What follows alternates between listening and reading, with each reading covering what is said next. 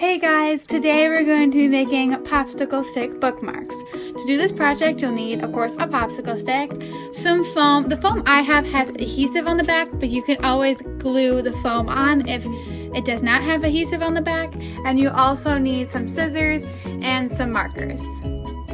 The first thing you're going to want to do is basically take the popsicle stick and then line it up with the foam.